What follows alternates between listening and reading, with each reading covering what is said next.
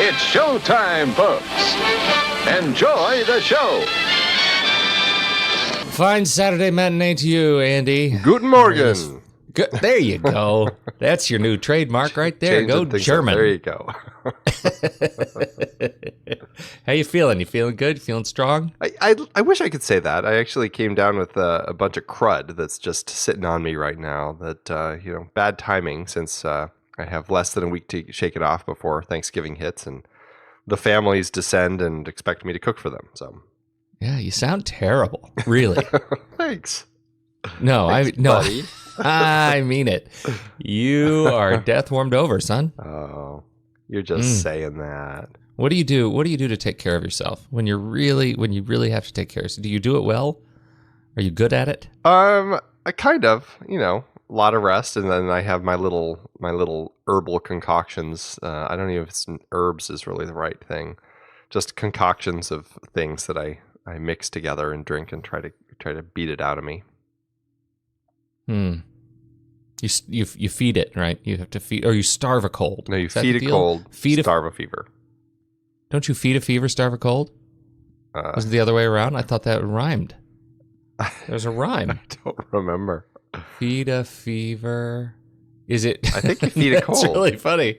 This is the very first link is it feed a cold, starve a fever, or vice versa? Nobody remembers. We're going to answer this once and for all. I think we should. Your son thinks there's better authority than dad, for shame, blah, blah, blah. Proverb, the idea, if not the exact wording, dates back to 1574, Andy, when science, as we know, was exceptional. When a dictionary maker named Winthals wrote, fasting is a great remedy of furor. You're thinking, this guy wrote a dictionary? His medical advice wasn't so hot either. Doctors have been trying to stamp out this above piece of folklore for years. Current medical thinking is that you want to keep an even strain when you're sick with either a cold or a fever, and you certainly don't want to stress your system by stuffing or starving yourself. Andy, it turns out this legendary piece of medical advice from 1574, I'm shocked to say it, is not accurate. You don't want to starve or feed your illness. Leave it to the Patreon Next Reel supporters who are going to be out there spreading the good word. Please spread the good word. Please. You saw Justice League. I did. And I feel like you need to talk about what you thought. Well, I don't want to spoil it, although it's a superhero movie. I think everybody pretty much knows what's going on with it. I mean, I enjoy it. I haven't really not enjoyed any of these except maybe Man of Steel. I had a real kind of rough time with that one, but I mean, I haven't just completely disliked them. I think that it was enjoyable enough. It wasn't like they do a good job of building the team, and I enjoyed the character dynamics with the 6 heroes that we have here. Did you feel like they all got even treatment? Yeah, I think so. I think that there's some challenge in that because obviously some of them don't get as much time to develop as others. But for the most part, I think it still is a good job kind of developing the team. And I think the team, they work well together. It's a little, I felt a little, when you get to the final battle and Aquaman is there and there's like not a drop of water in sight, I felt like a little disappointed that somehow they couldn't find a way to, hey, there's a lake nearby. Maybe he can use the water in some way. But, it is what it is. They remove his central interesting ability. Right, exactly. He just became tough guy with a trident. Yeah. But it still is fun. It still is a lot of fun. And I think it's an interesting superhero group because it's like, I was thinking about it. It's like, these guys are kind of like, I guess you could call them not really gods, but I mean, like Flash is kind of linked to which god was it that had the little speedy shoes? I can't remember right now. Was that It wasn't Ares? Yeah. Who Was was it the Ares? god No. of speed? I can't remember. The messenger boy. Yeah. Whatever his name was. But it's like he's kind of, a representative of that. You've got Wonder Woman, who's an Amazon. You've got Aquaman, who's one of the Atlanteans. It's like an interesting group of superheroes that felt different to me than than who we have over at Marvel, which felt more like, oh, I bit by a radioactive spider. I built a super suit, things like that. And I don't know. I guess I kind of enjoyed that element of it. I was feeling it a little more with this group now. The real struggle, It was Hermes, by the way. Hermes. There you go. Yeah. The real struggle I had was the antagonist. It's Steppenwolf, and I didn't really have direct problems with Steppenwolf. Although I think the problem I had was it felt like there was this really big story that might be arching across several movies or something about like where Steppenwolf had been gone to this whole time, where he came from, where he kept disappearing to. I had read something about how this is kind of setting up this story for Darkseid, who is this mega DC baddie, and I can't remember his world. Is it Acropolis or It's Apocalypto? Apocalypto or something. Because Or he's is an it- apocalyptian general. Yeah. Yeah. And so I was like waiting for that story to kind of be brought up. And they do mention Darkseid once, but it's like, if you're setting up like this big story that's kind of happening, that's going to be, building to something, I felt like we should at least like be setting some of that up. As it was, it ended up not setting anything up. And so it ended up kind of diminishing everything about the antagonist a bit. And that for me was a little bit of a letdown, but yeah, it's still enjoyable. Did they deal with the multiple Earths? Like, were there Earth 1, Earth 2, Earth 0 no. in the movie? Because I haven't seen it yet. Because that's what's so interesting, right? We learn so much more about Steppenwolf as a member of Darkseid's elite as a result of Darkseid declaring war on the universe of Earth 2. And so far, the DC universe hasn't really taken on the fact that there are these parallel universes, except in the DC TV universe, where all 4 of the major shows have dealt with the fact that there are these multiple universes, and Flash really trucks in, all of the different Earths. So I find that really interesting that they're introducing this character and they're not touching on the fact that, they kind of have to deal with multiple universes, because where do all of Steppenwolf's parademons come from? Right? Exactly. Yeah.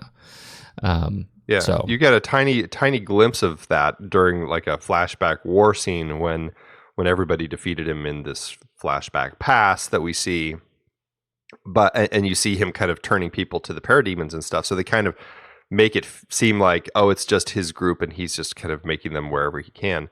But it never delves into that. And so I don't know. That was I felt like that was a little bit of a letdown. But I didn't walk out of it disappointed.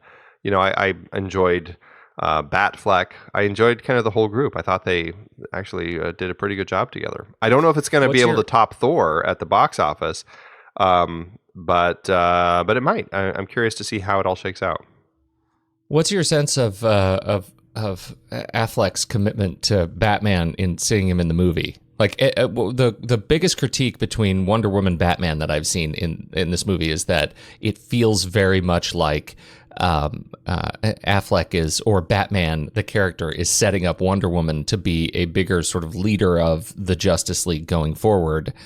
And his pressers have done nothing to convince people, it seems like, that he's anything more than on his way out.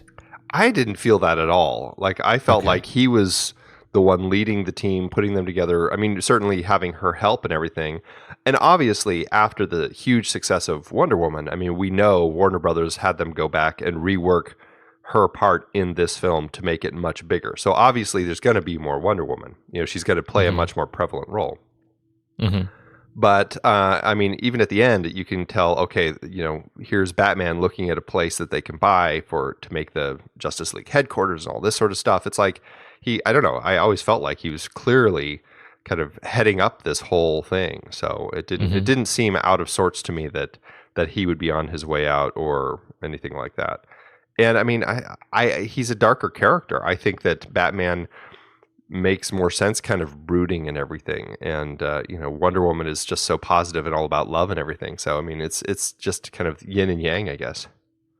You seem a little bit wishy-washy on it. Like you enjoyed it, but probably, it obviously wasn't a slam dunk. But are you more interested now as a result of seeing this movie in seeing standalone movies from Flash, Cyborg, and Aquaman? Oh yeah, I loved all their characters. I think that they all do a really fun job of playing their roles and some interesting elements in all of them. That for me, it made me excited to see this team, and it made me excited to see more Justice League. Like, are they going to bring in Green Lantern next time, or Martian Manhunter, or how are they going to keep expanding this team? And certainly, I'm looking forward to the Wonder Twins. Oh man. I got to tell you, I am too. I think that'd be really funny. But Green Lantern probably more than any of them. That's one of my favorites. And it's obviously the movie was just not a success, but they do in some of the flashback bits have like I can't remember what the Green Lantern Army or whatever they call themselves, the Corps. The Corps. There you go. They have them in the flashbacks, and so it was like super exciting to see so many elements from the DC universe coming together in this film. I'm like, this is like, I don't know. I got really excited watching this because I felt like this could be the start for them. Well, hopefully it is the start. Hopefully it's something that gets people more excited, and hopefully they get some other team to do the promotional artwork because the poster is super dumb. Ugh.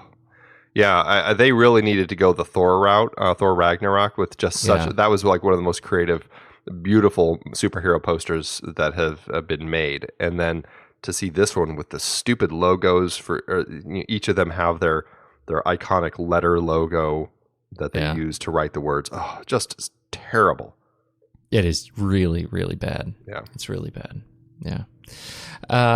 Let's see. You want to talk a little bit about box office? Do you have any numbers? Well, it looks like at this point, Justice League is, it brought in $13 million in Thursday night previews. So that was more than Wonder Woman, less than Thor Ragnarok. And then I think it was behind Suicide Squad and Batman versus Superman. So at this point, people are expecting Justice League to take number one spot at the box office. Thor has it's been out for long enough where it doesn't look like it'd be able to kind of top the Justice League estimate of around 105 to 115 million. So, but I guess we'll see. That was the big one. Then of course Wonder opened this weekend, which looks like a great little family film, and I know my kids are excited to see it. So, and yours too. Yeah, very excited to see it. Yeah, probably more than any other film out there, even Justice League. But it's birthday weekend, so my pick. So my pick. Mm-hmm. And then I think three suck on it, kids. You're going to do what Daddy likes and like it. I love my family. There you go. All right. Well, let's do trailers. We got some great trailers this week. Oh, good stuff. Oh, juicy. I'm going to go first because not technically Red Band Rule, but holy hell, Red Band Rule. May as well be. This is the trailer for Deadpool 2, and I don't even know how to talk about it. It's so bizarre and wonderful. This is, we have Deadpool, and he is the fantastic public broadcasting painter, Bob Ross. He's in his uniform, complete uniform, but he's wearing the Bob Ross wig, and he's wearing Bob Ross's clothes, the pink button down that is unbuttoned to about the third button, just like Bob Ross, and he's painting a happy little painting, and he's beating his brush against the stand. Just beat it. And he's just beating it. Oh, that feels good. And he's using just some filthy language and innuendo, and he is breaking all kinds of rules, and this is as much a metaphor for the kind of wonderful, beautiful, absurdist comedy that is Deadpool, and I think, for me, this trailer represents everything good about a team of people that have come together to make a project that they are absolutely in love with, and because you have to really believe in yourself to do whatever you want, right? You have to believe in the message, and you have to own it. And this trailer does all of those things. It feels not studio driven at all. It feels very much like Ryan Reynolds and team just said, we're gonna make whatever we want, and now we can. And this is my favorite trailer of the year, hands down. I mean, I every time I watch this trailer, I laugh. Then at the end of his little absurdist painting escapade, it goes into some quick cuts of some of the action from the movie. We see some of our favorite characters. We see Cable. We see, then we wrap it up with the finished painting, which is the final supper. I can't remember who actually painted the original. Was it Norman Rockwell? Norman Rockwell, right. And so it ends with Norman Rockwell with Deadpool and Cable standing at the end serving the turkey, and it's just perfect. Did you love this trailer? I totally loved it. I think it's unfair to call it a trailer. It really is a teaser. But it's a full trailer length, and it's just nothing but complete fun. They have obviously tapped into the joy of the just out there raunchy, off the wall humor with Deadpool, and all have a fun time just going along with that, which I think it's great to see because it's so unexpected in the superhero universe. And obviously they did a great job with that in the first film. Looks like they're continuing it here, and every little bit of this is just brilliant. And yes, the few clips that we get of the actual movie that come toward the end of this teaser make it look like it's going to be a lot of fun. I'm very excited, and I cannot wait to see it. You know what we don't need? Like, I don't think we need any more trailers. Yeah, right. In this movie. Why? Like, I really just leave it here. I was ready anyway. Like, I was ready with no trailer to give them my money. But this cemented it. Not only did this cement my my commitment to Deadpool 2, it cemented my commitment to Deadpool 3, which is already listed in IMDb. That's fantastic. So I guess they signed a trilogy for him. Well, I mean, he was really hardcore, the one pushing this whole thing. Yeah. And so I think that he is probably, it seems like as long as they're going to make it right, he's probably, willing to kind of keep playing this character because absolutely, because it is such a fresh, fun character to do. We get it June 1st, 2018 in the U.S., but Hungary, Singapore get it May 31st. And Lithuania, Poland, Sweden, and Turkey are already on the June 1st bandwagon. And UK too. No other international release dates yet. I do think it's interesting that they're at this point. It doesn't sound like they're bringing in any other X-Men other than the ones that they brought in last time, like Colossus and Negasonic Teenage Warhead. And Domino. Well, I guess Domino will be in there, but it's and Cable obviously, but it's like not a lot, and it's not like an X-Men movie, which I think is also great. This time by choice, right. Conscious choice, exactly. Man, conscious choice. Leave them out. They're not going to be in it the first time. They don't get to be in it the second time. The production title of the movie is the title I think they should go with, because right now it's still listed as Untitled Deadpool Sequel, right? And it might, who knows? It might just end up as Deadpool 2. But the production title was Love Machine. I hope they do that. I hope it's just called Love Machine. That would be so funny. Deadpool movie, God. These guys are brilliant. I love that they exist in the universe. I cannot wait for June 1st. Here. My movie, the trailer I'm going with is a 2018 supernatural horror film that John Krasinski is heading up as the director and star, which, I haven't seen either of the other films that he directed, Brief Interviews with Hideous Men and then The Hollers, which I did have as a trailer pick last year, which it looked really good, and I just haven't gotten around to watching this. But this time he's doing a horror film, and weirdly I think that this is probably going to be the first one of his films that I'll probably end up finally watching because it just looks so creepy. This also is marketed as a teaser. Oh, and I should say it's called A Quiet Place. It's also marketed as a teaser, but again, it is a full-length teaser. It really gives you a lot of this the feel for this film, which I think it looks fantastic. It is about a family that lives out in this country house, and they have to live in complete silence because there's some creepy thing that obviously leaves giant claw marks on the wall and torments this family if they make any sounds. So John Krasinski is the dad. Emily Blunt, his real life wife, plays his wife in the film. Millicent Simmons, who is the deaf actor who is just in Wonderstruck, that's kind of making its way around theaters right now. She plays their daughter, and Noah Jupe plays their son. And these guys have to live in a life of silence. And so they speak in sign language, and they don't make any sound. And then they have this moment when the kids are playing Monopoly, where the son accidentally knocks over a light and makes a noise, and the terror begins. This has a fantastic feel, a really unique kind of world that they're creating here. And I don't know. I think that John Krasinski, not somebody I expected to be really looking at as a director, but I've got to say, this just looks like he's doing something really fun and creepy here, and I can't wait. What do you think of this one?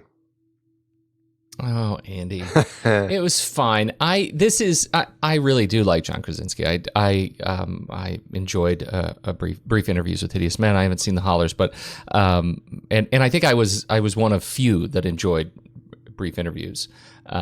It seems like that was kind of a divisive film, but this one, I'm on the fence because I have to tell you, I was really excited about it. Like, it looked like a neat thriller and an interesting setup, but it feels like they've sort of written themselves into a hole. They've made this kind of a writing game where we're gonna write this one rule into the world building, and we're going to create all these great elements. Like, we have to be quiet, and so they these great details, like we can only walk on sand. So they have these bags of sand that they carry around to create paths in order to make their footsteps super quiet. I love all those little elements, but I can't help but thinking, why don't they move? Right? Like, why don't you leave this house? Yeah. So there is something that they're going to have to do that makes that universe believable by solving that problem, because I'm going to wonder why they don't move the whole time. Because otherwise it just seems silly. Like, it's a silly why stay? Well, and who knows? I mean, maybe it's everywhere. Maybe this problem is worldwide, and maybe it's a universe. Yeah, the whole universe has been taken over by sound creatures. I don't know, but I like the atmosphere, and I really like John Krasinski. I really do. I've liked him since we met him on The Office, and I also liked the what was the war one he just did? I watched it on the airplane coming back from China. 13 what soldiers? was it? 13 hours. 13 hours. I really enjoyed that one. I thought that was great for him, just as an actor playing a very different kind of role than we've ever seen John Krasinski. And so I really enjoy his work as a director and an actor and a human being and a friend and a brother in arms. And so I'm looking forward to it. I really want to see how they solve this problem. Well, and obviously, from working on 13 Hours with Michael Bay, I mean, Michael Bay's company, Platinum Dunes, is producing this. So that obviously that connection helped kind of get this going. So there you go. Well, this looks like it's going to be opening. Oh, let's see. It looks like April 6th next year. So enough time to get a full trailer out sometime before then. It actually kind of has a roll around. Opens in Singapore April 5th, and then kind of US April 6th, and then rolls around the world to Italy May 24th. Excellent. Well, Andy, that means it's time for us to do the list. Oh, Lordy. This was, I'm going to say, in hindsight, a terrible idea. It really was. It's a terrible idea. Absolutely. You want to recap our challenge? Yeah. So the movie that we talked about on the show this week was, of course, the brilliant Juan Jose Campanella film, The Secret in Their Eyes, in which there is this cold case story that the case that the folks have to open up and they solve. So we said, hey, let's do cold case movies that deal with cold cases. And yeah, that's where we are. We've got lists where we're each picking 3 films that deal with cold cases. And good luck to you, sir. And to you. One, it's not an easy thing to search because, while there's a whole category of books called like cold case novels, there isn't really a crime subgenre just called cold case film. So it's really a struggle to search for films that deal with cold cases. And oftentimes it's a smaller part of the story and it resolves with a bigger part of the story. Also, it doesn't help that there's a TV show called Cold Case that pops up in every search. You ran into that too, did you? Yeah. Yeah, that was a real problem. So many of these end up being kind of the unsolved mystery, the crime, true crime. Like you run into all of these paths. And the challenge that I had, I've seen so many of these movies, but remembering which ones of these films actually deal with some sort of cold case, right? Some reopening some old wound. It's really hard to figure out which elements are the true crime, the current true crime, and which elements are, the old story. It's just not obvious. It's not as obvious as I expected it to be. My memory did not serve me very well. Yeah, no, I hear you. It was, and that was a challenge for me, and I kind of at some point gave up on the reopening element, and I went with never solved element. Okay. But we'll see. I'm going to have to go to those if we start overlapping a little bit. So we'll see where we end up with this thing. Well, my extras are very shallow, as in I've got 3 movies. Oh, there you go. And probably a cheat in here. Yeah. Shall we? Would you like to go first? No, why don't you kick it off? All right. You've only got 3, so. I've only got the 3. That's right. So mine is. It's a Clint Eastwood film, Andy.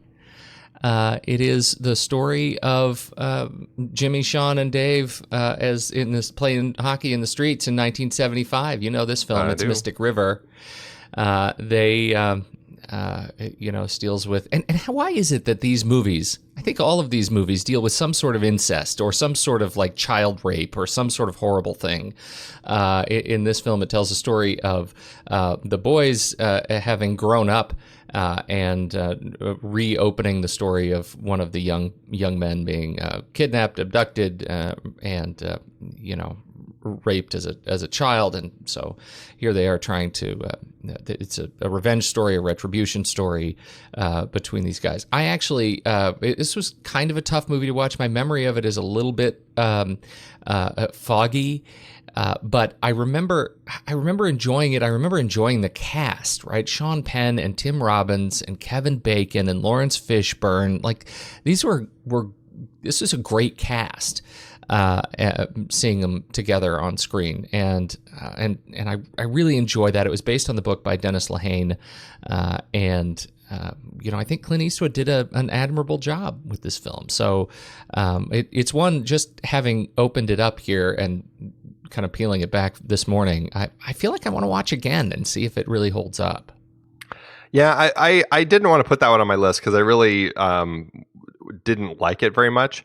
I really struggled with the modern half of the story. I mean, I think for the most part, I maybe shouldn't say that. I think that there are a lot of elements that work. I think that the struggle I had was by the time I got to the end of the film, there were just the scenes that happen at the end. I just didn't like those at all. I was just like, I felt like it was dumb by the time I got to the end. It made me angry. Really? Yeah, and so I think you're remembering it probably better than I am. Maybe. I know it was really popular. I mean, it was nominated for a lot of Oscars. It got a lot of love. So I think I might have been in the minority, but I still struggled with that one. But anyway. All right. What's yours? Well, speaking of Dennis Lehane, the first one I'm going to be talking about is, you had this on your list. I can't remember for what, but it's the 2014 film by Mikhail Roscom. The Drop, that based on Dennis Lehane's book, because of it was the animals. The animals, there you go. The puppy. Yeah, right. The cute little pit bull. Yeah. This is an interesting one because there is nothing really cold case about the us following the detectives in any way at all. But there is a cold case that happened in this. There was this guy that is the 10th anniversary of the murder of this guy, Richie Whelan. And we kind of learn about that toward the beginning of the film. The detective, I can't remember his name, Detective Torres, that's what it is. He is trying to deal with it's kind of this bar where they've got they deal with this Chechen mobsters and all this sort of stuff. And as we get to the end of this film, you start learning about what really happened to Richie Whelan and how James Gandolfini's character. I don't want to spoil it too much, but it's we learn exactly what happened to Richie. It's not what we had thought. It's not like there's this guy who always bragged about having done it. The detective at the end starts kind of figuring it out, and he realizes, he's just like, yeah, you know what? This guy who's always bragging that he did it, he was actually not. He was like locked in a psych ward that night, something like that. And he starts figuring it out, but he doesn't quite have enough to really pin anybody. And so it's an interesting cold case in this particular story, just because of the way that it's revealed to us, the audience, and how it's just kind of, we just get the information from why am I forgetting his name? Tom Hardy's character. Yeah. As it comes out toward the end of the film. And I liked it. I thought this was a quiet crime film, but one that still is quite enjoyable. So that's my number one. I'm with you on that one. I enjoyed that film, and I'm glad it made it back on the list. My next film. So I realized last week, we did the weddings, right? Yes. Movies with weddings in them, and I violated the rule of not doing movies that we've already done on the show. And this is your rule. It's a hard and fast rule, one that you live by, that is emblazoned in gold at the headquarters of the Next Reel World Central. And I chose The Princess Bride, and I'd forgotten. I honestly forgot that we had done this film on the movie. We haven't talked about that movie. We haven't? No. We should have. We totally should have. What was the movie that we got in so much trouble because... Oh, right.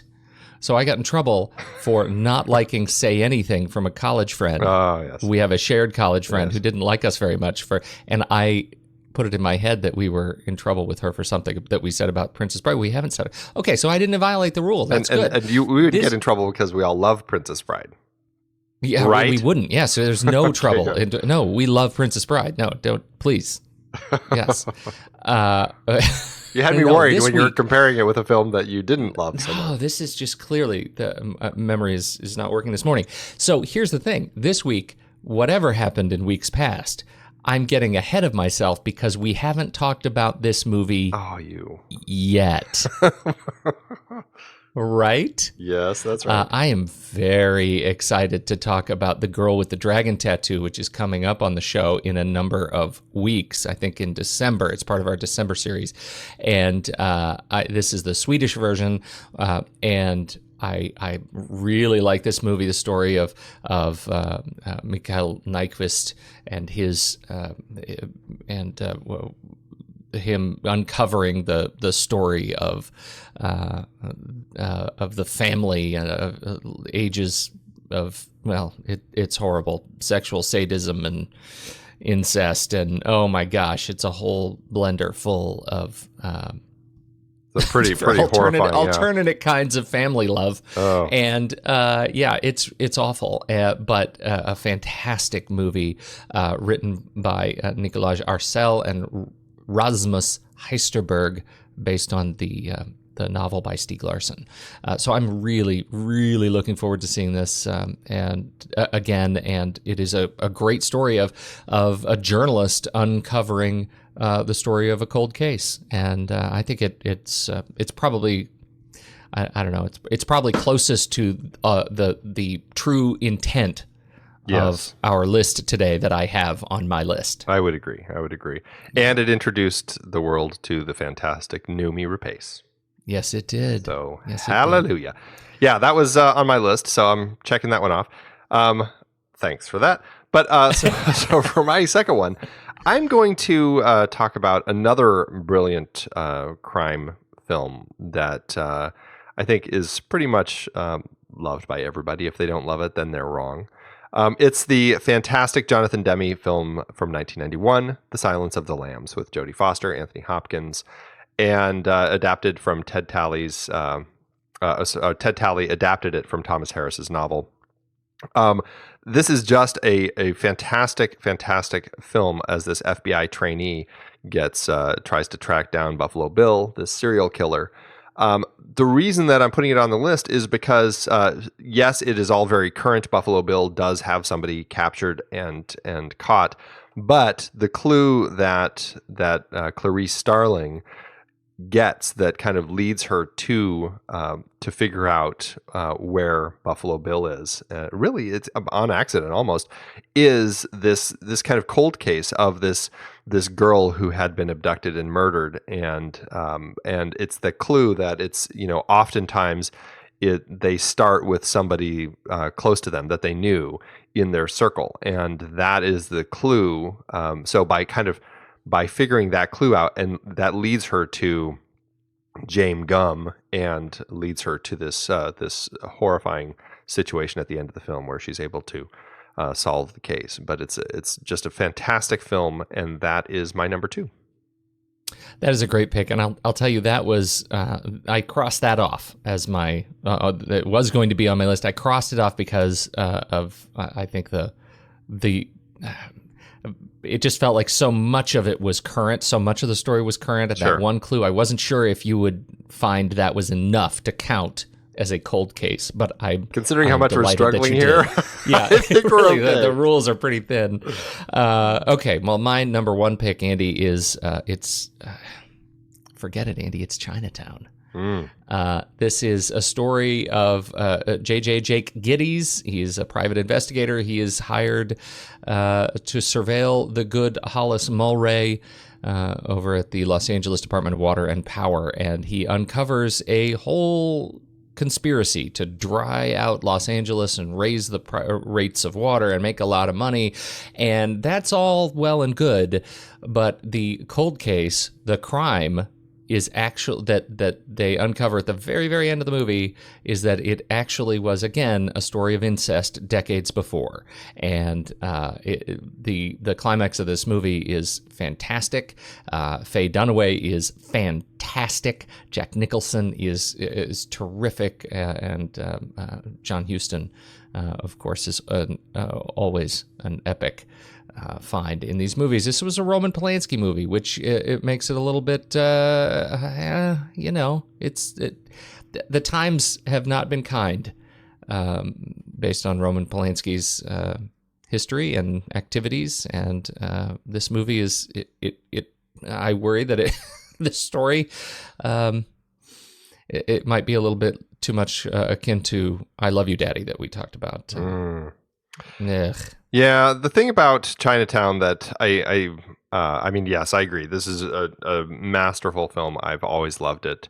I guess the reason I have I guess I could say an easier time with this one is that in his the sexual abuse case happened. I mean, I know it's kind of like maybe right around the time of this, but it all kind of hit right afterward, and so I'm like, you know what? I think it's enough creepy Roman Polanski that I still kind of write it off in my head. I'm not sure if that's fair or not. Well, I don't know. History will judge you. I know. On its own. It's terrible. Yeah. So I struggle a little bit with this movie just with the gift of hindsight, but it's a terrific film, and it accomplishes what it's trying to do. It tells that element in it in particular. It changes. It's what I love about it, and what I love about Robert Towne's script is that that element at the end changes how you see the entire film, and I love that last little bit actually uncovers and unties a knot that you're struggling with. It does it expertly. So it's a great movie. Fantastic choice. Yeah. What's your number 1? All right, so I'm down to ones that are unresolved because because the other cold case films that I would have had on my list, either we've talked about on the show before, because there are some great ones like Zodiac or LA Confidential, or even David Fincher's Girl with the Dragon Tattoo. I can't really go back to them, and so and you've kind of taken my other girl with the dragon tattoo, and so I'm left with a story of a real crime, and I'm kind of torn. I ended up with three choices, and I feel like we've talked about one of them, so I'm going to go with a different one, which I think is an interesting. It's not a crime film at all. It's actually a drama that I think is a really a powerful film, a powerful story that ends in a horrifying crime that was never resolved. Nobody really knew what had happened, even if there were some suspects. And I'm not even sure if there was much investigation since it was in a foreign country. But the film is the 1988 Michael Apted film Gorillas in the Mist, about naturalist Diane Fossey and her work in Rwanda, studying the mountain gorillas. And I found it to be such a just kind of a powerful story. I was kind of drawn to that. I think Sigourney Weaver was fantastic as Diane Fossey. Her performance was just this driven woman who is really devoted to learning more and more about the primates, but also, as it became over the course of the film, kind of finding a way to protect them more, because the Rwandan government, there was so much poaching going on, and she had been trying to stop it and everything. And it leads to this bit at the end where she's just this brutal murder in her cabin. She had a machete in there, and she was just hacked to bits with her own machete. And and nobody really knew who did it. I mean, there were possible links to the poachers. Could it have been somebody from the government that did not want her meddling in their own things? Who really knows? But it's an interesting kind of case that I guess has gone cold. Nobody's really looking into it. But I thought it was a really powerful film with a kind of a horrifying act against somebody who is trying to do good. So that's my final pick. That's a really interesting pick. It's not one that I would have ever even crossed, but I appreciate. Man, I appreciate that you bent the rules just enough, because that's an interesting pick. This was a tough one. This was really tough. Yeah, it really is. For those of you out there listening, I mean, if you can think of any others that we should have talked about, then definitely let us know. So much cold case on TV. Yeah, right. I know. And books. That's crazy. Yeah, a lot of books. That's the truth. When we came up with this, I immediately thought of so many of the pulp kind of crime novels that I like so much, and none of them have been made into movies yet. To my my memory, it was hard to come by. I was blanking. What are we going to do this week? Well, I think what is a perfect thing to do is, since we're going to be talking about Damian Cifrón's Argentine film Wild Tales, which is an anthology film, I think we should do our favorite anthology films. I think there's a great variety of them out there, and I think it'd be fun to talk about. Well, I do too. My memory of anthology films usually stops at the ones that I don't like very much. So this is gonna be good to go back and see if I can find some that are redeeming. I'll go with you on that. Best anthology films it is. And we've only talked about one on the show that I can think of, and that's the Stephen King one that I'm blanking on right now. What is that called? Yeah, Creepshow. Creepshow. There you go. Yeah. And actually, it's another Stephen King one that is coming up on my list, I think, first. So, Creepshow 2. I'll tell you though, Creepshow 2 has the bit with the swamp. Yeah, remember with the gooey swamp monster? Yeah, it's a lake blob. That's why I don't swim in lakes or go to camp or hang out on buoys. That's floating docks. That is definitely that one, and the "thanks for the ride, lady." Yeah, those two bits. That was so good.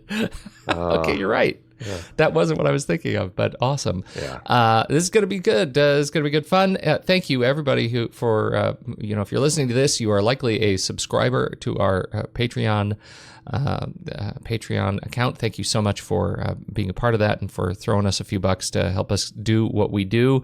And in fact, we just invested in new stuff to hopefully help make the show sound even better as a result of your support. So we really appreciate you. Appreciate you helping us out. We got a great email from a new listener who just says, "Hey guys, I found your podcast a week ago. I can't stop listening. I love it. I'll become a Patreon member in a few days. So many movies I'd really love to hear you review. Send them on." This is from Richard. Thank you so much, Richard, for writing us and letting us know. Absolutely. As soon as you're a patron, definitely send us that list. Jump into the Slack. We would love to hear you there and get some of your movies on the list. We are planning now. We've got this massive list of movies that we've wanted to talk about, and so we're starting to massage that into our 2018 list of films. So if there is a movie that you would like to hear reviewed or would like to talk about with us, definitely shoot us a note, jump into Slack and send us your list over in the community. We would love to hear from you and get those on the list. Absolutely. Am I missing anything? I think that's it. I think we covered it. All right. Thanks, everybody. Andy, you have a great day, sir. Same to you. You know what I just realized? A joke that I can't leave the show without making. Okay. I hope you're able to solve your cold case. Sniffle, sniffle. Yeah. Yeah. Nice bookends for the show. Bye.